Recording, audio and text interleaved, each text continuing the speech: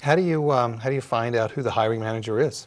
It's very simple. In fact, you can go on LinkedIn, number one. You can type in engineering manager. He's probably the person that's hiring the engineers. So you could do that. Yeah, LinkedIn has an advanced search. You can type in the company, then the title of the hiring manager. The second thing you do is do a simple phone call. Hey, I noticed Whoa, you mean deal with somebody on a phone? I thought that all I did was email and Twitter all day. No. Call the person on the phone. Say, hey, I have two quick questions. Who's the person that's working, who's the recruiter working on this particular position? And they'll say, Sally. Hang up the phone, call back and say, I'd like to speak to Sally. Sound like you belong there. They'll transfer you right over to Sally and say, Sally, hey, I'm curious, who's the hiring manager on this position? I might know some good people for this position. I might be interested, but I'm also know others. If they know you're a potential referral source for the company, they'll physically engage in a dialogue with you. Now, this is not 100% true, but most of my candidates have been able to get phone calls and find some inside information that really helps them prepare a better application.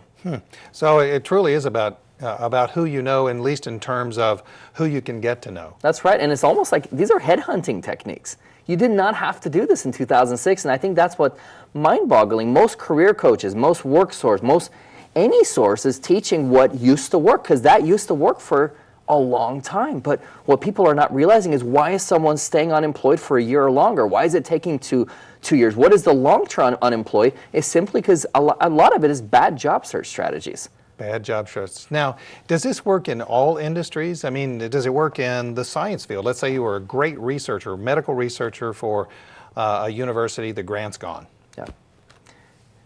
I had a client come from Denmark, and her husband had relocated here, and she was jobless, but she was a PhD. And I said, Annette, where do you want to work? And she said, Paul, I really don't know. So I said, how about you go do some research and come back, because I can't work with you till you have a sense of where you want to work. One thing you're up against is you don't know anybody in town. So she comes back and says, I researched and I found two companies, Seattle Genetics or Dendreon. That would be my dream company. And so we set a target date. When would you like to be employed? She says 2 months from now. That would be ideal. And we literally set up a job search strategy with just those two particular companies. Where are these people networking? What groups on LinkedIn are they a member of? And she physically started building her presence within that community. And it's amazing. August 2009, she got both job offers, and she ended up taking Seattle Genetics. And now she's doing cancer research project management. So narrowing your focus and getting so specific, but then doing the right strategies really can increase someone's odds like that.